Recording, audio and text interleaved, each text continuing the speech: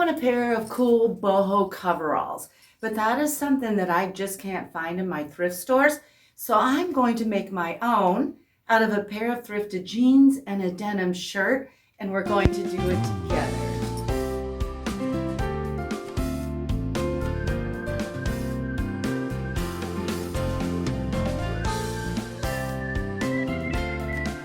Thank you so much for joining me. If you haven't been here before, my name is Tracy and this is a DIY upcycling channel. I want my coveralls to be baggy and oversized. So I got a pair of jeans. They're women's American Eagle, size 18, and I'm typically a 4 or 6, and a men's XL shirt. And I tried to get them to be fairly close in color. For the technique that I'm going to use to sew the top and the bottom together, the jeans that you use will be sewn shut. So you want to make sure you can pull them up completely buttoned and zipped, because you won't be able to undo that when we're done. And I also wanted the waist of the jeans to be somewhat close to the width of the shirt. The shirt's a little bit bigger, but I'm going to deal with that later. The first thing I'm doing is removing all the belt loops with a seam ripper. Now I want to remove this button on the pants. So I'm going to take a pair of pliers that has a cutter right here and snip that off. So I have to crop my shirt a little bit. The pants, I want the waist to hit about 1 inch below my belly button. So I took this shirt and I put it on, and I stuck a pin about 1.5 inches below my belly button, because that gives me room for seam allowance. And that's 8 inches up from the bottom. And then on the back, I stuck a pin where I want the jeans to hit, and that's 12 inches up from the bottom. So I'm going to measure up 8 inches from the bottom and make a mark. And straight across would be about there. I'll mark one side and see how far that is down from the armpit. That's 10 inches. I'll go over here and mark 10 inches so that it's perfectly straight, and I'm going to draw a line. Now I'm going to turn it over and do the same thing, only using a 12-inch measurement. Now I'm going to cut along these lines.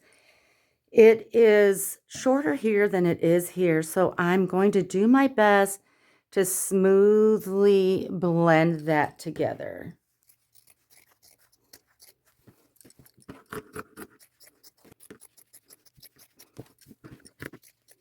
Now I'm going to leave the pockets, but I'm going to cut the flaps off. I want to use my sewing machine to add some patches, and I also want to do distressing. It's really hard to patch with the legs as is. So I always cut them open on the sides, and then when I'm all done working on the jeans, I'll sew them together, wrong sides together, with the frayed edge on the outside. What I typically do is go 1/2 inch behind that side seam and cut all the way up through the waistband. And that helps me to avoid grommets and a belt loop that's normally there. But now that I don't have a belt loop on this pair, I'm going to go 1 inch behind that seam and cut it all the way open.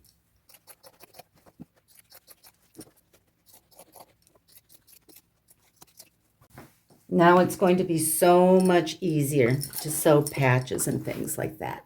Now I need to determine where I want my patches and my distressing.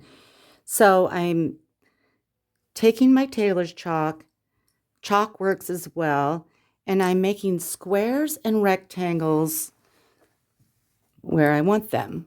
I have a little one here.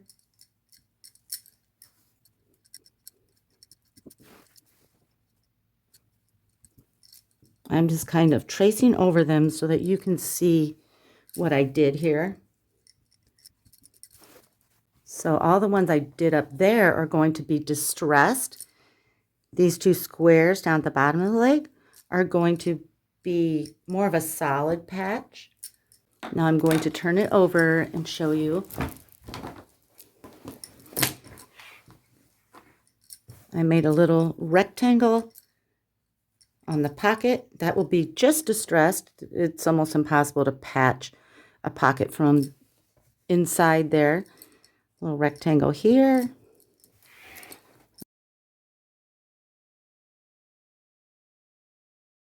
Now I'm on the back of the shirt, and I'm going to do one patch right there. And on the back of the shirt, I'm going to cut out that rectangle. The two squares at the very bottom of the pant leg, I'm going to cut those out as well. I have a cutting board and a Slice brand box cutter, and I'm going to distress the rest of the squares.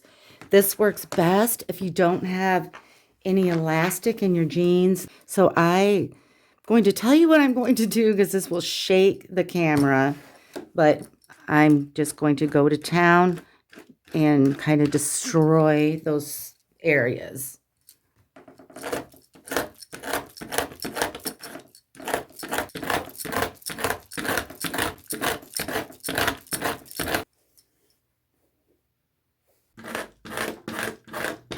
On the pocket, I slid a little piece of cardboard in there so that it wouldn't rip through the pants. Now, my distressed areas, I'm going to cut a few pieces of the fabric out of there so you can see the patch a little better from behind.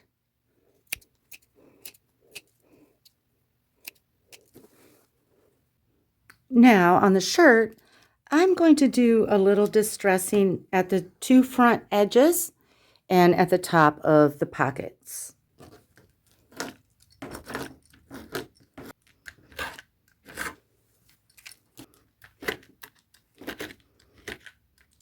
Here are the pants so far. They're still open on the sides.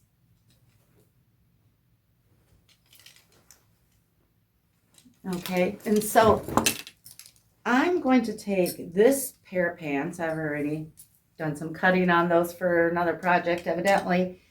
But I'm going to use this on all the patches for my other pants. I will patch behind all my distressed areas and the square cutouts.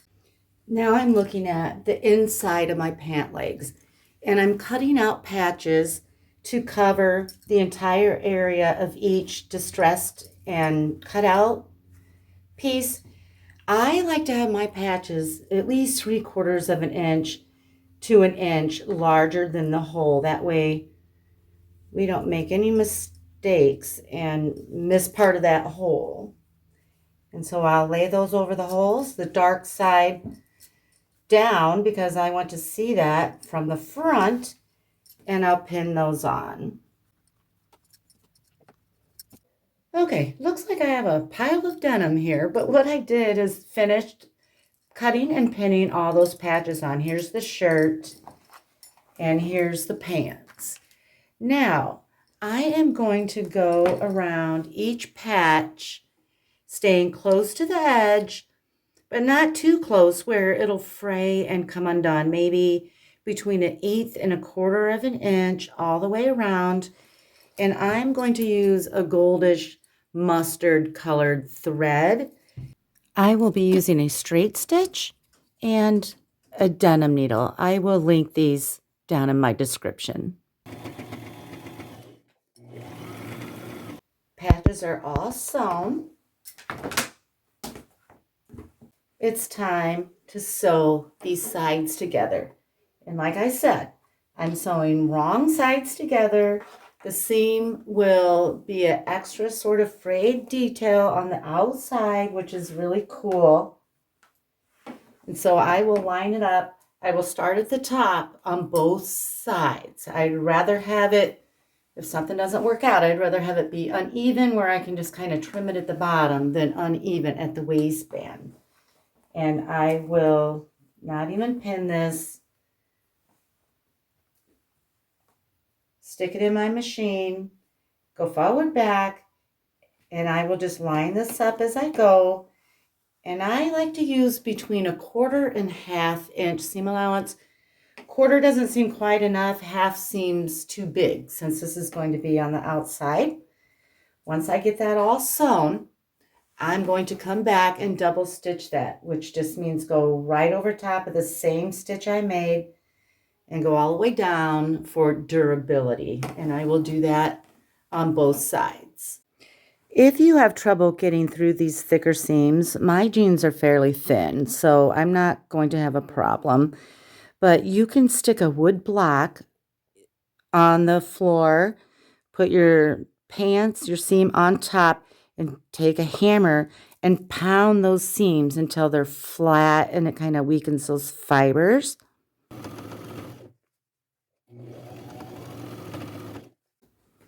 Sides are all sewn shut.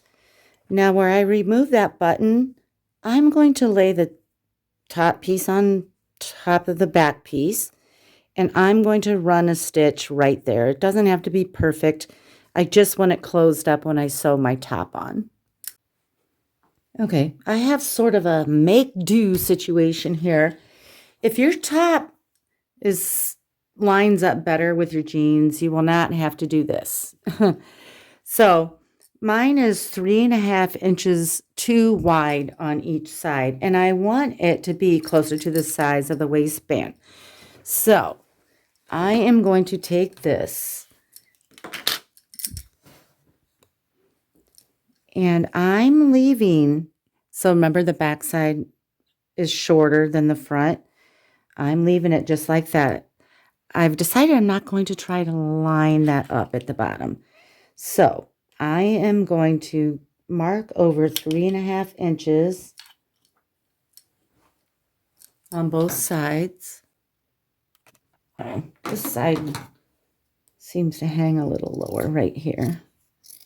Okay, so from here to the corner of the armpit here, I'm going to draw a line on the outside. I'm going to sew this on the outside, wrong sides together. And then this will have a little seam as well. And I think that should fit into the underarm nicely. We will see.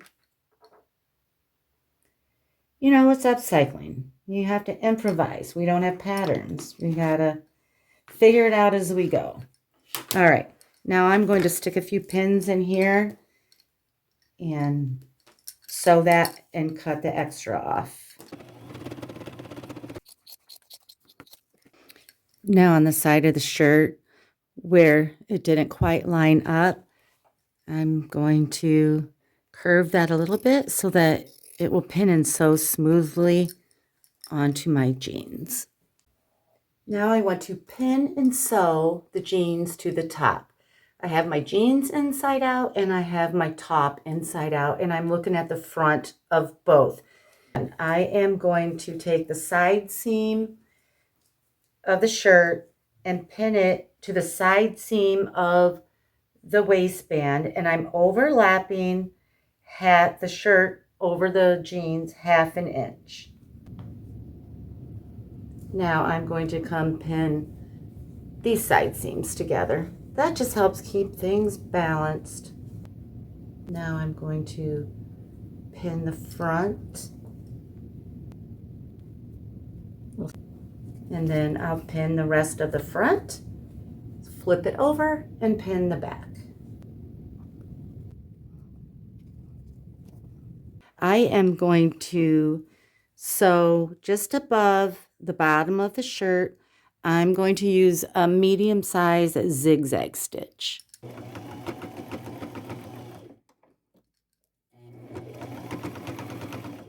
Now I want to turn these right side out and see what it looks like.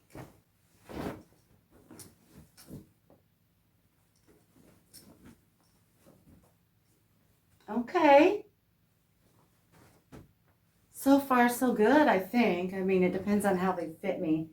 But I do need to try this on now because the pants are too long and I had to wait till it was completely done to see how much I have to cut off. I probably could have cropped my shirt a little bit more to bring this up a little higher, but I think it'll be okay. Okay, I made a decision. I'm going to seam rip that zigzag that we just did. I'm going to cut 1.5 inches off the perimeter of the shirt and redo that. I think these are going to be adorable, and I feel like that would always bug me, having them be so low. So I'll be back when that's all done. Okay, all better. And I think I want these long. I want them to kind of drag the floor a little bit. So I think I'm only going to cut 2 inches off.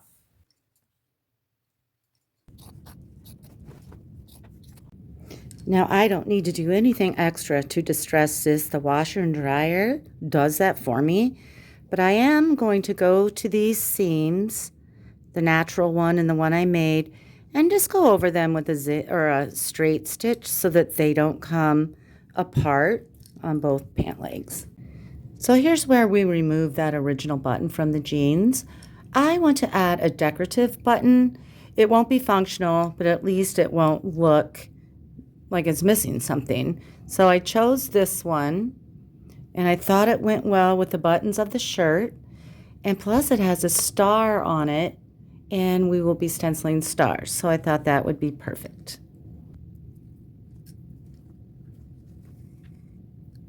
I'm going to add kind of a long skinny patch right there. Okay, all the sewing is done. Now I want to take it up to my kitchen, bleach it, and stencil it. To bleach these, I recommend doing this outside and using a mask. I filled up a bowl with pure bleach, and I have a white cloth, and I am just going to swipe, swipe, swipe, covering probably 75 to 80% of this. Time is of the essence. I only like my bleach to set on garments 10 to 12 minutes to prevent it from eating through. Be sure to get into the crotch areas and underneath of the armpits. Those are areas that you definitely don't want appearing dark. When this is processed, the 10 to 12 minutes, I have to work fast here. I will put it in my wash machine on a normal setting that I would wash jeans in with laundry soap. Wash them, and I will put them in the dryer. The coveralls are in the washer. I just wanted to show you the set of assorted stars that I got on Amazon. I'll put that link down in my description. Okay, I mixed up some white paint, and I used regular old acrylic craft paint and textile medium. I used 2 parts white and 1 part textile medium. Now I'm going to stencil stars. I think I'm mainly or only going to use the smallest star in that set. I'll take a stencil brush, dip it in my paint, and then I'll dab it off on a paper plate and pounce.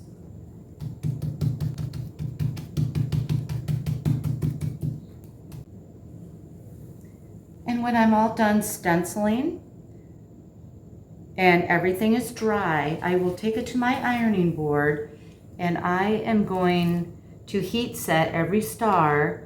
The hottest setting on my iron, I'll cover the dried star with wax paper and hold the iron on for 30 seconds.